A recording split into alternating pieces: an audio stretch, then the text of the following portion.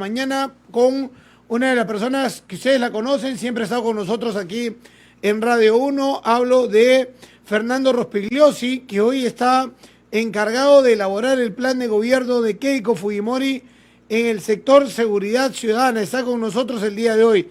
Muchas veces nos ha acompañado él analizando los temas políticos aquí en la radio. Desde la época de mi padre, de Henry Rondinel Cornejo, siempre nos ha venido acompañando Fernando Rospigliosi y hoy está en el lado de Keiko Fujimori. La situación se torna en la política candente. El señor Castillo parece que se dispara permanentemente a los pies. Primero un debate en Santa Mónica y luego Keiko Fujimori diciéndole que ya, que no hay problema. 3 de la tarde del sábado nos encontramos ahí. Y luego el señor Castillo salió a decir que quiere ahora un debate con los papás al lado. ¿No? Con los papás. Parece un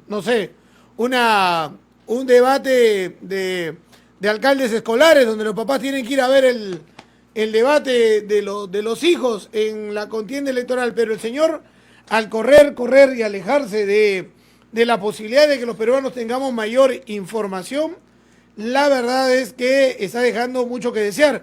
Tanto es así que las encuestas dan que hay entre 6 y 7 puntos, las encuestas más fiables, ¿no?, entre Keiko Fujimori y Castillo. CPI ha dado un margen de error menor incluso el día de ayer. Fernando, ¿cómo está? Muy buenos días. Gracias por acompañarnos el día de hoy aquí en Radio 1. Me gustaría, más allá del tema de ser parte del plan de gobierno de seguridad ciudadana, conocer tu opinión de lo que está pasando en la campaña, desde el lado, por supuesto, de persona vinculada a Fuerza Popular. Se está corriendo Castillo, no quiere debatir. Se puede estar demostrando esa ausencia de plan de gobierno y de norte en una segunda vuelta electoral. Muy buenos días, bienvenido a Radio 1. Hola Fernando, gracias por la invitación. Primero quería referirme a la noticia que tú acabas de dar sobre la subida del precio del pan.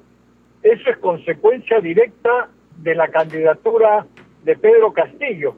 Es decir, la candidatura de Pedro Castillo ha causado pánico en el Perú porque sus propuestas de estatizar y de destruir la economía han llevado a que mucha gente empiece a comprar dólares para protegerse de un futuro gobierno o de un posible gobierno de Castillo. Cuando han empezado a comprar dólares, obviamente la oferta y la demanda es así, el precio del dólar ha subido. Y los productos importados, como por ejemplo la harina, que se usa para producir el pan, naturalmente se cotizan en dólares, así que la harina ha subido y por tanto el pan ha subido.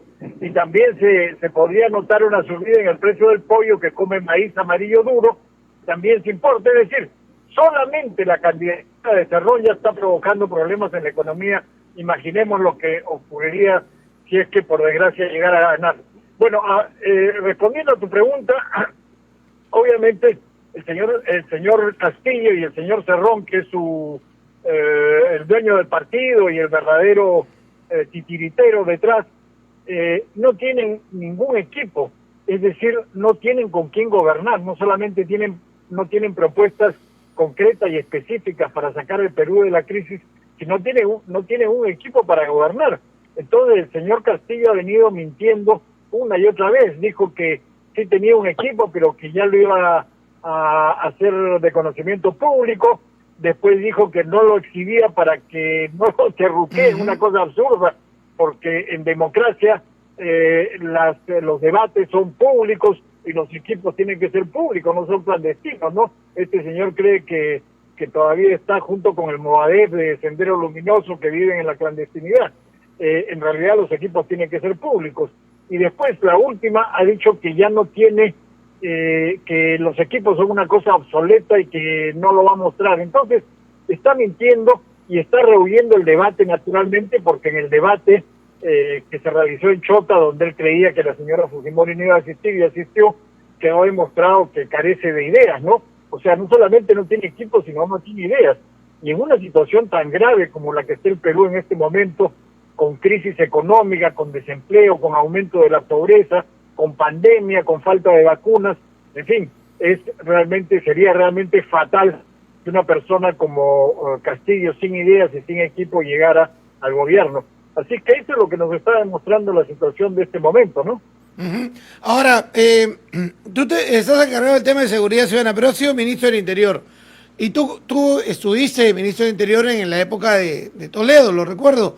Pero en esa época también se empieza a gestar el tema de estos CONARE. Yo me acuerdo de una huelga de maestros que se empezó a gestar en aquel momento en que el SUTET tenía prácticamente acorralado al gobierno al ministro de Educación en aquel momento, y apareció un tal Guainalaya y terminó rompiendo la huelga y casi, digamos, desde la estructura del sindicato.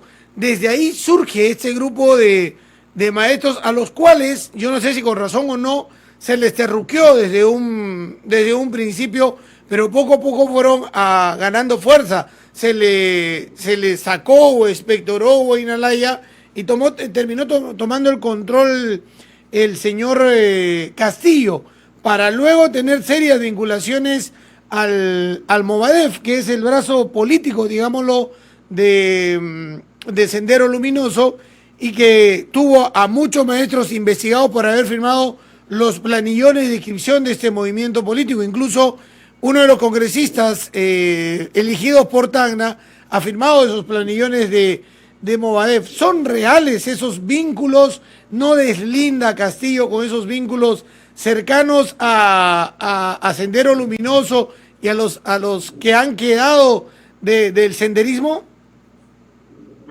No, claro que no. En efecto, desde aproximadamente 2002 empieza este movimiento en el magisterio enfrentado a la dirigencia del SUTEP oficial, que es de Patria Roja, y ellos lo que han pretendido siempre es tumbar a la directiva de Patria Roja y hacerse de la dirigencia del SUTEP y de la derrama magisterial, que es un objetivo muy preciado para ellos, porque la derrama maneja mucho dinero. Bueno, entonces es esta gente de CONARE, que está vinculada sin duda con Sendero Luminoso, han intentado en varias oportunidades tumbar al SUTEP. La última fue el año 2017, que es donde aparece Pedro Castillo. Ahí esta gente del Movadef, que yo quisiera hacer una precisión: el Movadef no es el brazo político de Sendero Luminoso, el Movadef es Sendero Luminoso de Abimael Guzmán con otro nombre. No es el brazo político porque ellos ya no tienen un brazo armado. Cuando fueron derrotados por las Fuerzas Armadas y por la Policía Nacional, Abimael Guzmán abandonó el terrorismo, no por convicción, sino porque fue derrotado, aplastado, aniquilado. Entonces ahora están tratando de entrar al sistema político a través de las elecciones. Por eso el Movadef es Sendero Luminoso con otro nombre. Ahora, ellos ponen a Castillo en el año 2017 al frente de la huelga, porque Castillo no tenía antecedentes penales ni policiales. Ellos necesitaban a alguien así porque los otros eran muy evidentes, habían estado presos o estaban vinculados claramente al Movadef. Entonces lo ponen como una fachada a Castillo, y ahí empezó su vinculación con él. Y ahora lo lanzan como candidato a la presidencia, aliados con este señor Cerrón. Cerrón no es del Movadef, Cerrón es un agente de los cubanos y venezolanos en el Perú. Él lo ha dicho muchas veces, ha estado con Maduro en Venezuela, exhibe públicamente alabando a Fidel Castro y a Hugo Chávez, en fin.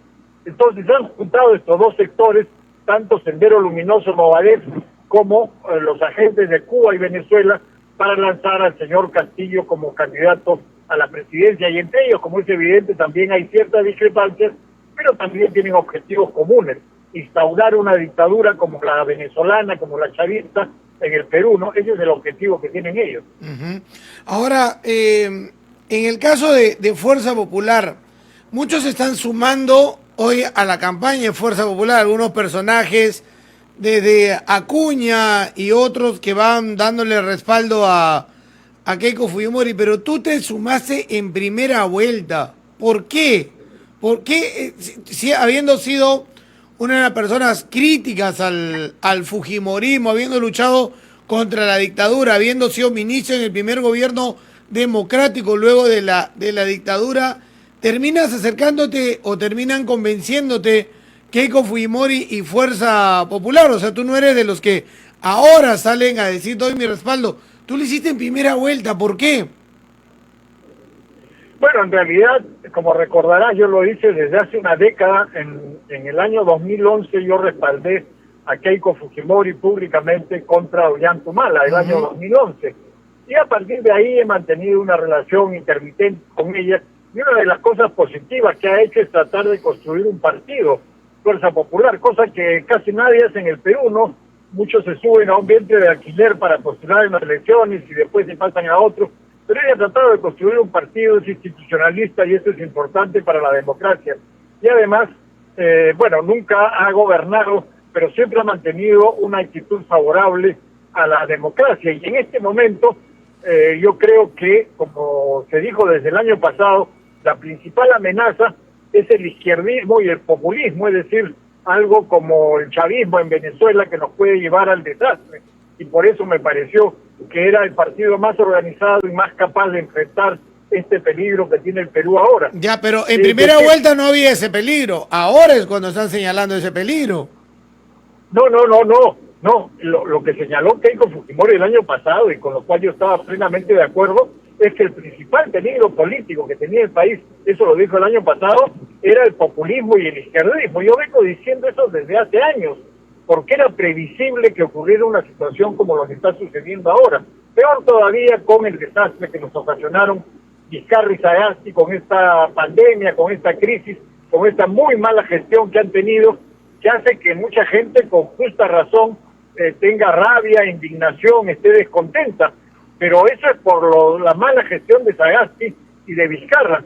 Eso ha agravado el problema, ¿no? Por eso el peligro ahora es mucho mayor, porque el señor Castillo está recogiendo esta indignación, pero en realidad él lo que haría sería llevar al Perú a un desastre mucho peor. Ya, y ahora no te genera un sinsabor el ver que Keiko ingresa a Carmen Lozadas, a Moyanos, a Carranzas, a Vacas Campodónicos, que además de algunos tener sentencia, representan el pasado del fujimorismo? Bueno, mira, Carranza en realidad ha sido un exitoso ministro de Economía durante el gobierno de Alan García, ¿no? Y bueno, es natural que se trate de hacer una combinación de gente antigua, que ha estado con Keiko Fujimori hace años, con gente nueva, ¿no? Naturalmente no se puede esperar ninguna cosa distinta, ¿no? Yo creo que eso está bien, hay que hacerlo, siempre hay que combinar gente antigua con gente nueva. Yo creo que se están incorporando ahora no solamente Carranza, sino otras personas, como tú has señalado, que no es una alianza política, pero como ha dicho Keiko Fujimori, se requiere un gobierno amplio, ¿no? Para salir de la crisis hay que recurrir a los mejores, sean de otros partidos, sean independientes, sea lo que sea, pero la mejor gente tiene que estar en el próximo gobierno para sacar al país de una crisis tan profunda. ¿Te ha sorprendido el apoyo de Vargas Llosa? ¿Te sorprendió tan rápido? No, en realidad no, porque Mario Vargas Llosa es un demócrata y un adversario del populismo y del izquierdismo, del chavismo. Entonces era lógico que en una situación así, cuando el Perú está amenazado por llevarnos a una situación como la de Venezuela, es lógico que se pronuncie a favor de Keiko Fujimori. No sé si en Tacna hay muchos venezolanos, pero en el resto del país hay muchos venezolanos que vienen huyendo de ese régimen corrupto y hambreador. Yo creo que es un ejemplo que todos los peruanos tenemos que ver. Están en las calles, todo el Perú. Queremos caer en una situación como esa del país más rico de la región, porque tiene muchísimo petróleo. Venezuela ha sido hundido en una crisis feroz, atroz, por este gobierno chavista, populista, comunista. Entonces yo creo que no podemos permitir que el Perú vaya a caer en una situación similar, ¿no? Sí, pero también en el sur hay mucho recuerdo de la lucha contra, y tú lo recordarás, contra la dictadura del padre, es decir, de Alberto Fujimori. El fujimorismo en Tacna ha sacado 4%, no ha sacado más en primera vuelta, y hoy no le va bien en el sur del país. Debe ser la zona del país donde menos aceptación tenga el fujimorismo. Bueno, puede ser, ¿no? Pero hay que recordar, pues, que la candidata es Keiko Fujimori, no es Alberto Fujimori, ¿no? Entonces, yo creo que hay que tener en cuenta eso, y que lo más importante que tenemos que tener en cuenta los peruanos en esta elección es que la crisis es tan fuerte que se requiere un equipo y una propuesta, un plan de gobierno pueda sacar al país adelante. Si uno va a votar por odios o por recuerdos del pasado, bueno, pues eso nos va a conducir a una cosa aún peor de la que ya tenemos, ¿no? No consideremos que estamos en el peor momento, podríamos estar peor. Miremos a los venezolanos que han tenido que huir de su país. 6 o 7 millones de venezolanos han huido de su país. No es poca cosa, ¿no? Y en el Perú hay aproximadamente 1 millón. Ese es un ejemplo que tenemos que tener en cuenta para votar conscientemente y con responsabilidad en estas elecciones. Y ustedes en Fuerza Popular tienen algún compromiso para no tumbarse, tirar abajo los procesos anticorrupción que hay en el país, porque si Keiko Fujimori es elegida presidenta de ese país, va a tener inmunidad, no se le va a poder tocar durante 5 años, pero se ha visto en los últimos procesos que hay grupos grandes de fujimoristas hoy procesados, de ex gobiernos y ex presidentes en proceso, equipos de investigación de la Fiscalía y también del Poder Judicial que recibe las denuncias ya para llevar algunos procesos como el de Ollantumala o la extradición de Toledo. ¿Van a respetar todos esos procesos? ¿Hay una garantía de esto? Por supuesto que sí, hay la absoluta garantía de que todo eso va a ser respetado. Pero hay que tener en cuenta una cosa. A Keiko Fujimori se le acusa falsamente por haber recibido aportes en una campaña electoral. Ella nunca ha sido gobierno, nunca ha recibido una coima por una obra, nada como Vizcarra, por ejemplo, ni como otros gobernantes. En el caso del señor Castillo, él tiene como dueño del partido a Vladimir Cerrón, que ha sido autoridad en Junín y que ha sido está sentenciado por corrupción, por recibir coimas durante su gobierno regional. Esa es una cosa, y otra muy distinta, esa acusación que en mi opinión es absolutamente falsa, que se le hace a Fujimori, por haber recibido aportes para una campaña electoral, que es muy distinto, cuando no era delito recibir aportes. Entonces, estamos hablando de cosas diferentes y por supuesto los procesos van a ser respetados, sobre todo aquella gente que ha recibido coimas, como hay varios gobernantes y tanto nacionales como regionales y municipales, por supuesto que deben ser procesados y sancionados. Ya, pero en el caso del partido de Castillo, lo que se habla es que la estructura y el financiamiento viene de Perú Libre, que es una organización que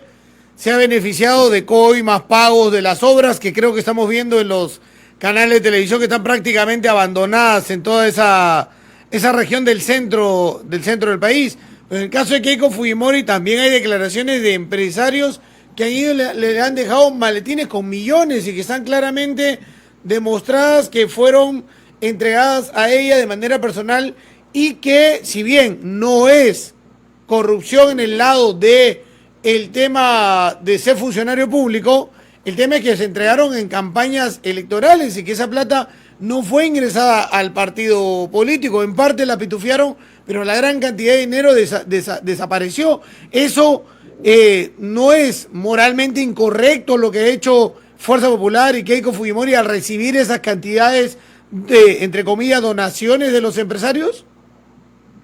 No, todo ese dinero fue usado en las campañas electorales.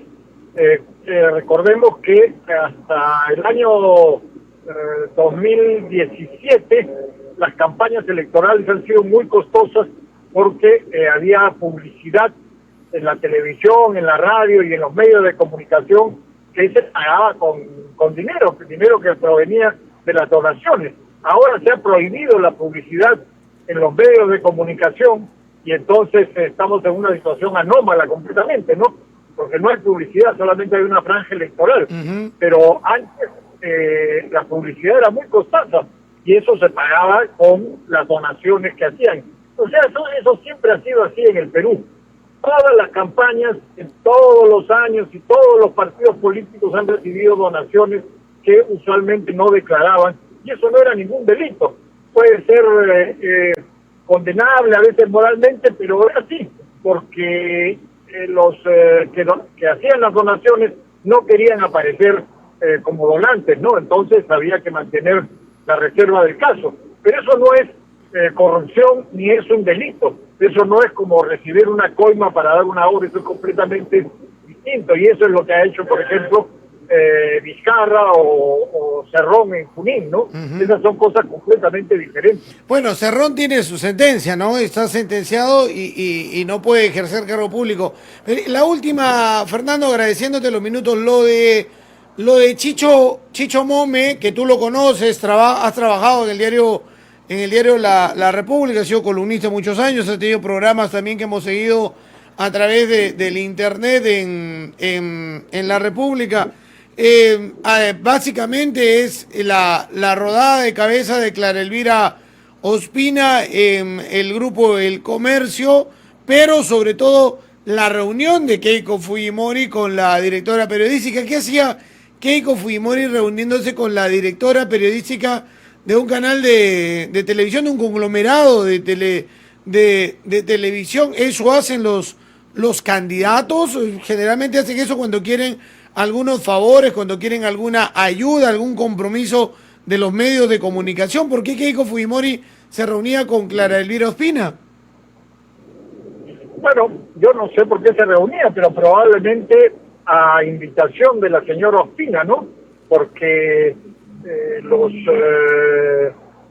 que ocupan lugares como el de ella, que es la directora periodística de este conglomerado de televisión del Grupo El Comercio, usualmente pretenden por lo menos aparentar imparcialidad, cosa que no era así en el caso de esta señora Ospina, que era claramente hostil a Fujimori, pero probablemente para las perezas la invitó a conversar. Ahora, la decisión que ha tomado el Grupo El Comercio está en función de sus propios intereses, ¿no? Yo no sé por qué habrán tomado esa decisión, pero tú sabes perfectamente que los medios de comunicación son empresas y que ellos contratan o despiden a quien les parece, y eso es lo que han hecho en el Grupo El Comercio, cosa que también hizo Chicho Mome en La República hace algún tiempo, despidiendo a periodistas, y nadie le va a objetar eso, porque como digo, finalmente los medios de comunicación también son empresas y tienen que ver cómo manejan de la mejor manera posible sus programas y sus ediciones, ¿no? Entonces, yo no le reprocharía ni al Grupo El Comercio, ni a Chicho Mome, ni a nadie, cuando un medio de comunicación toma sus decisiones. Uno puede estar de acuerdo o desacuerdo, pero es su decisión, pues, y eso es lo que ha ocurrido, ¿no? Y no ha cambiado mucho tampoco en América Televisión ni Canal N, ¿no? Las cosas siguen hasta ahora, por lo menos, más o menos igual. O sea, ¿crees que no se han inclinado hacia Keiko? ¿Crees que están al centro? No, en general, por lo menos el diario El Comercio está más inclinado al otro lado, ¿no? Y ¿A Castillo? Hasta donde se puede. Un poco, no exactamente a Castillo, pero sí hacia la izquierda, ¿no?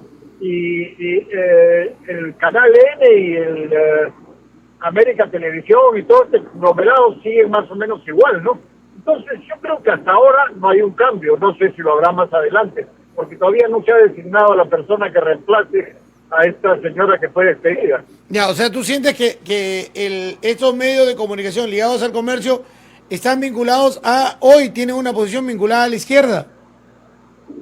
Más o menos, sí, claro. Si tú miras quiénes son los entrevistados, quiénes son los columnistas, cuál es la orientación, es más o menos lo que han hecho hasta ahora, ¿no? Ellos, por ejemplo, respaldaron claramente a Vizcarra, ¿no?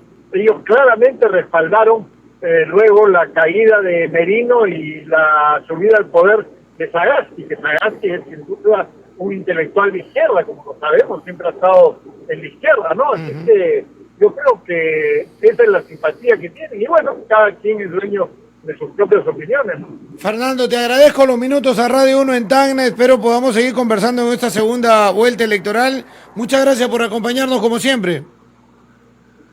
Por supuesto, muchas gracias, Fernando. Un abrazo, gracias. Era Fernando Rospigliosi, nos acompañaba el día de hoy, es integrante del plan de gobierno de Keiko Fujimori. Nosotros lo hemos contactado, lo hemos llamado para tener también la opinión del lado del fujimorismo, como también vamos a tener a gente de Perú Libre y cercanos a Perú Libre, porque, a ver, técnicos en Perú Libre tampoco es que les sobren, se están integrando, parece, algunos sectores de izquierda a los equipos técnicos que podría presentar en algún momento Castillo. Pero bueno, sobre el lado del fujimorismo hemos preguntado temas puntuales, temas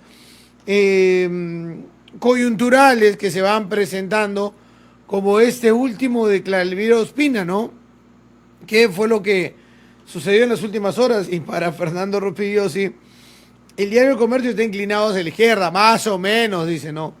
Habría que revisar las portadas de Perú 21, del propio Comercio, ¿no? Principalmente, ¿no? Principalmente. Y se debate entre Altaus y Cecilia Valenzuela la posibilidad del reemplazo de Claelvira Ospina como directores periodísticos de el grupo